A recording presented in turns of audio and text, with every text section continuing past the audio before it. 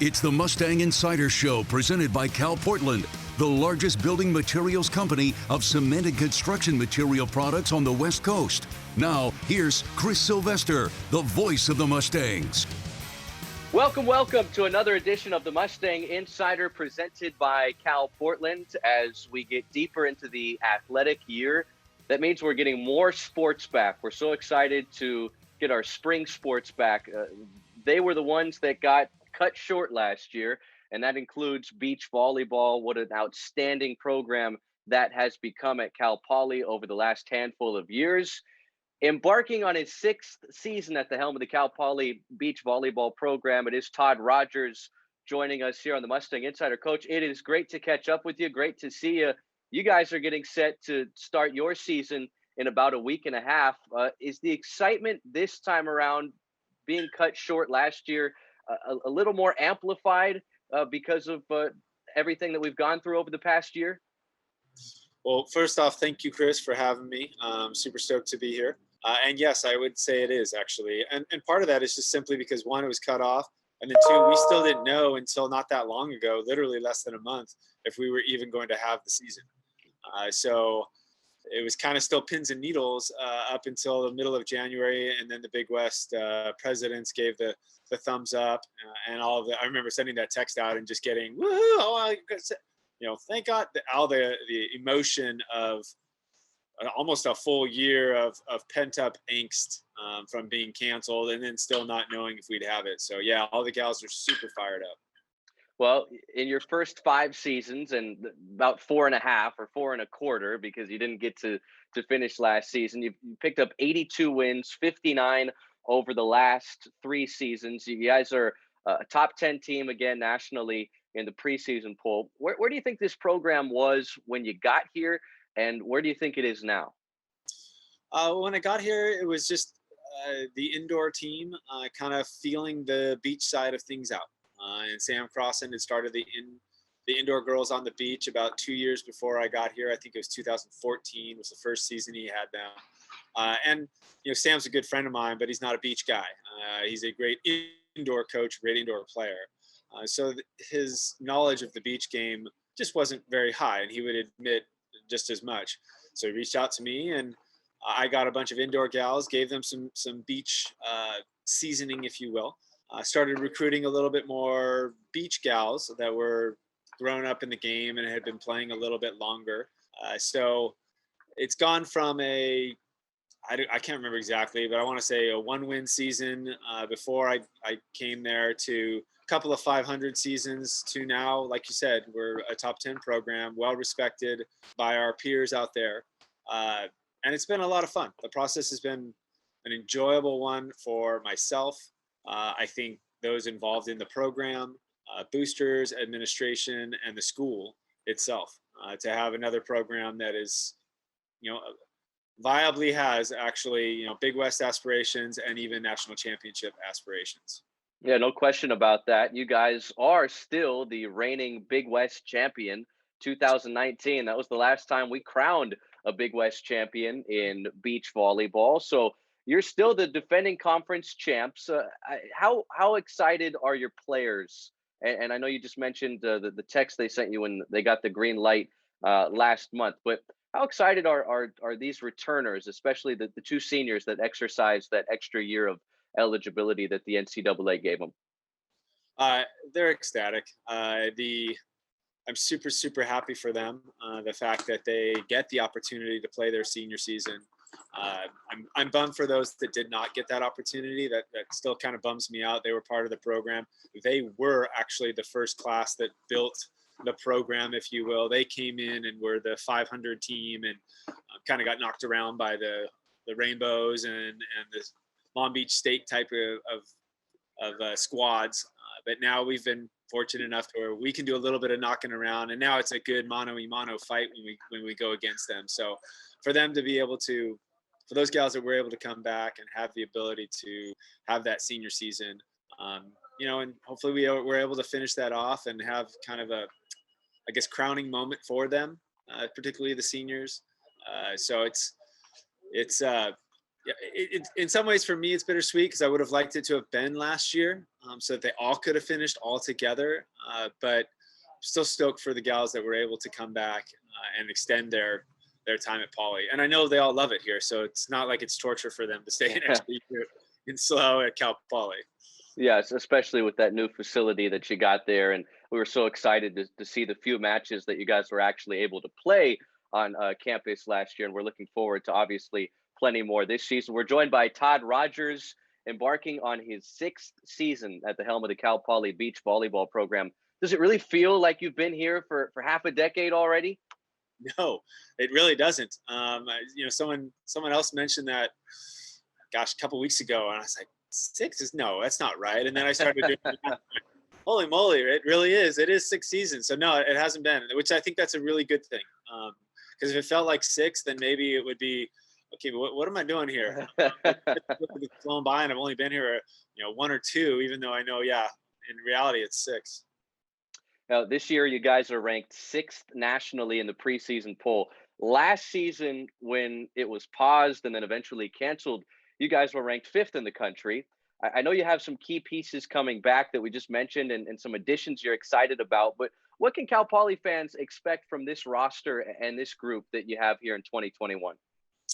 Similar to what we've been the last couple of years. We are a strong program. We have talent in there. We have a great team chemistry and bond amongst all the gals. I'm super proud of them in what they've formed. Winning a national championship has kind of just become the standard.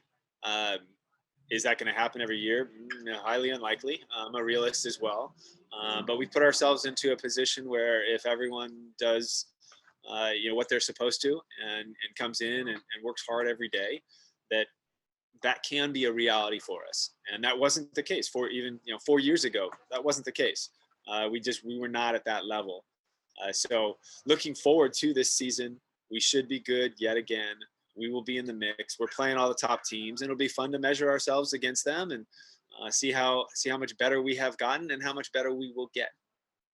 Yeah, you mentioned some of the newcomers that you're excited about. I want to make sure that I get the pronunciation correct here. Is it Amy Ozzie or Ozzie? Ozzie. Ozzie. Okay, so Amy Ozzie, she's a grad transfer from within the Big West. She had spent time at Hawaii. She is a Hawaiian island native. She's from Maui. So how did she wind up with your program, and how happy are you to have her on your side and not go up against her anymore? Super stoked to have her on our side of the net for sure. She was graduating. Hawaii made a decision, inclusive of all their athletic departments, not to extend a 5th year and give players scholarships and whatnot. So Amy decided to graduate and then exercise her 5th year elsewhere. She really wants to be a pro player and specifically a defender. She was kind of primarily a blocker at Hawaii. So she called me up and said, hey, can you basically teach me how to be the best defender I can be?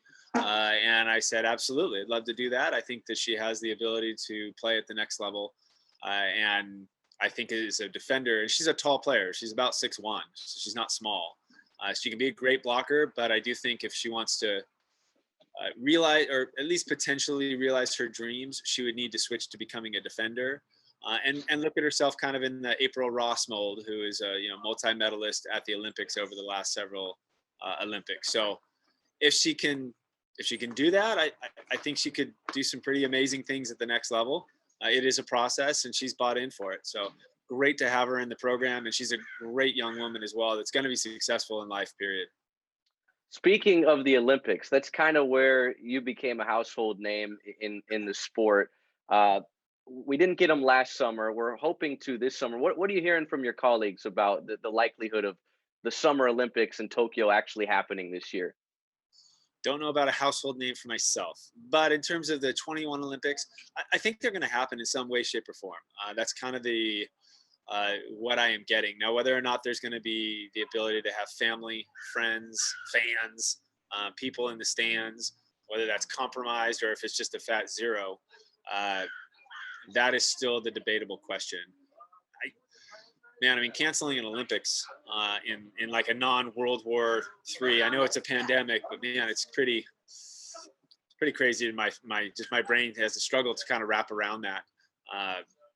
That's again, I don't have any super insight, but everyone in the national governing body world and the international federation world seems to be thinking and moving towards as though there will be an Olympics. Well, there's no question that the sport of beach volleyball at the collegiate level has grown like crazy the last 5-10 years. How much does having that sport in the Olympics increase the interest here in the United States? And we've seen a lot of programs form beach volleyball programs over the past 5-10 years as well. Massively. The Olympics have definitely played a huge role in it. It was introduced in '96, and I want to say the following Olympics in Sydney, it was the third most popular sport. And since then, it's either been, third or second as far as fan participation, the amount of people watching the TV. It is a fan-friendly sport. It's encouraged that you're out there, you're enjoying yourself, you're screaming, you're yelling, you don't need to be quiet. I mean, when you got kind of, women in bikinis and men in board shorts, it just kind of lends itself to having that kind of inclusive air and fun air and party atmosphere. So I do think the Olympics had a huge impact on getting the sport in the college realm. And then hopefully, I mean, I don't know the actual numbers on this, but hopefully after every Olympic, there's maybe a jump even more so in the collegiate realm, just because there's such an interest. People see it and go, wow, that's a great sport to have in our athletics department. And relatively speaking, it's actually very cheap to operate. There's no, the infrastructure would be putting in beach courts. But even then, you can make that however nice you want it.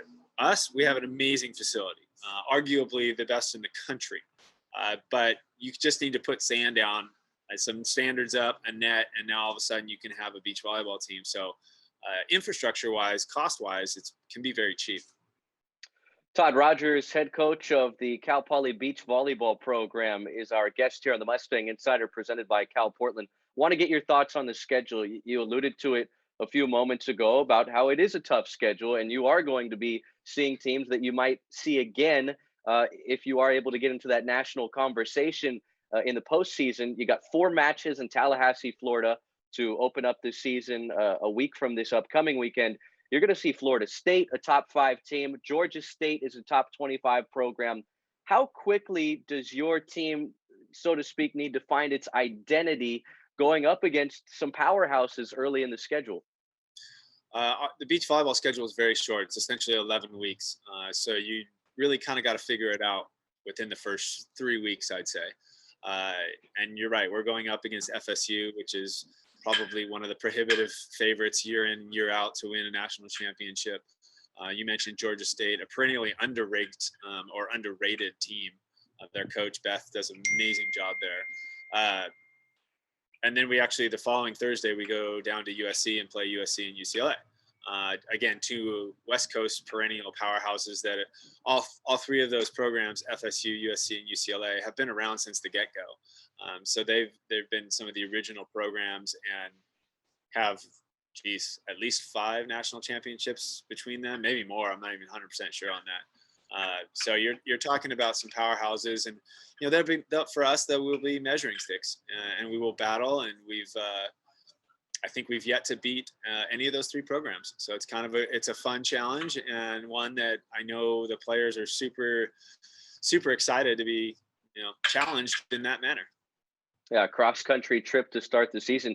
You mentioned the trip to LA. After that, your first 11 matches are away from San Luis Obispo. Then you get a nice 7-match homestand, and that's going to be it for the home schedule. Do you like the way this schedule shakes out? How much different is this schedule than one when we're not in a pandemic?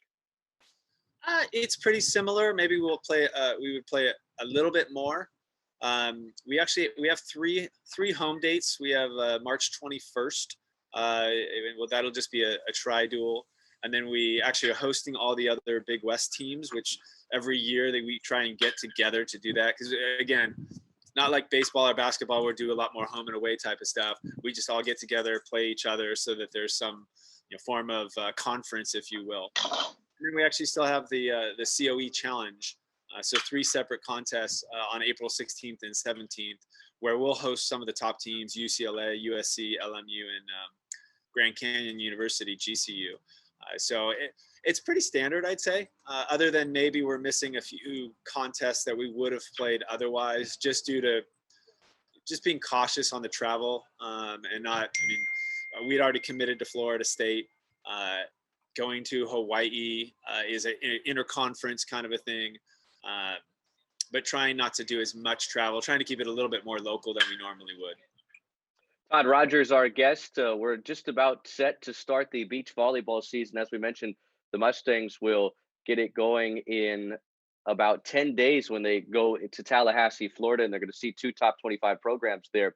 I want to get your thoughts on the Big West here momentarily, but with something you mentioned earlier, the facilities that you have there. We got to break it out last year very briefly for a weekend. It was just an awesome moment to have it open and have you guys perform so well there to start it. How critical are these facilities for your program? You mentioned they're some of the best in the country. How much does that help you when it comes to recruiting, and how much does that help you when it comes to winning? What type of advantage do you have when you guys play on campus? Yeah, our facilities, I mean, thank you, Bill and Cheryl Swanson, for kind of being the guiding force behind that, not only from a donor perspective, but being actively involved in the building of it. There were a lot of people that were involved in that, and thanks certainly go out to all of them. That event we had last year really was amazing. Still gives me tingles. I mean, and it couldn't have really played out much better, quite frankly, winning 3-2 over Pepperdine and then 3-2, all of them going to the 3rd game in the last round of play. So as far as recruiting is concerned, it definitely is a huge advantage. I've had a lot. I'm not able to meet with anyone, and really haven't been able to meet anyone for about a year now, practically. So that's kind of been a bummer, not being able to actually discuss it with the recruit type of stuff. But I've had a lot of gals come through and just go, wow, that facility is so neat. How amazing is that? And it ties so well into the rest of the athletic department. I mean, you've got the pool, you've got Mott, you've got the tennis court, you got door field, you got the track. Everything's right there. And then you almost even have a natural amphitheater with a parking garage, which is what we saw on the one time we were able to play last year, which makes it different than most facilities. And the palm trees that they put in there, the little touches that I guess a lot of people probably don't notice, but as a beach guy, I definitely notice, make it huge for us. So I think it just kind of says to the world, hey, or the beach volleyball world, if you will, this program's on the map and it's here to stay. Final thing for you, Coach, and we really appreciate you taking time out of your busy schedule. I know we're getting close to opening day. What are your thoughts on the Big West this season? Obviously, it has become a powerhouse conference in the beach volleyball sport. You guys have really helped the conference become that over the last few years. What was it? We had 3 Big West teams in the final 8 in 2019. Yep. What are you expecting from the conference here in 2021? Something along the lines similar. I don't know if we'll have 3 teams in the top 8. Hawaii's been a traditional power. Long Beach State was a pretty traditional power as well. And then we entered the fray, 3 years ago or so.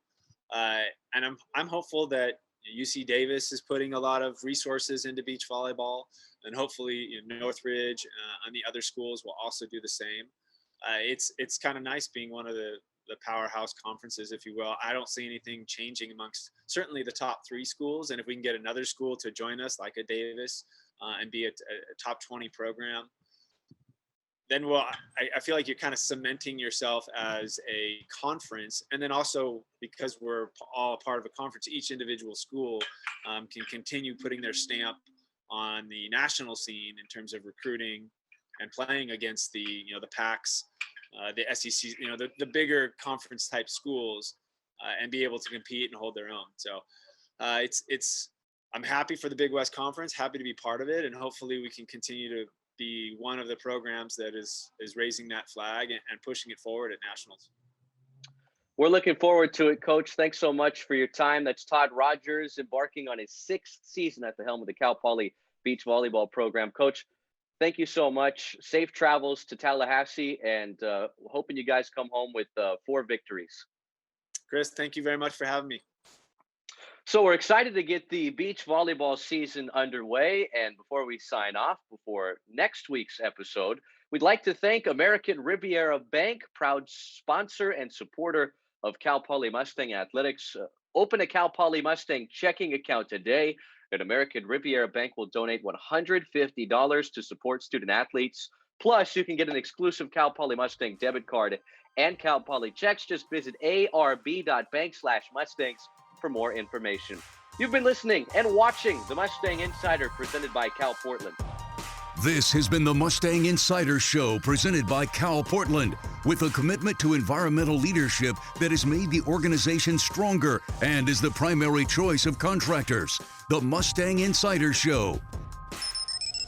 The preceding has been a Learfield IMG College presentation of the Cal Poly Sports Network.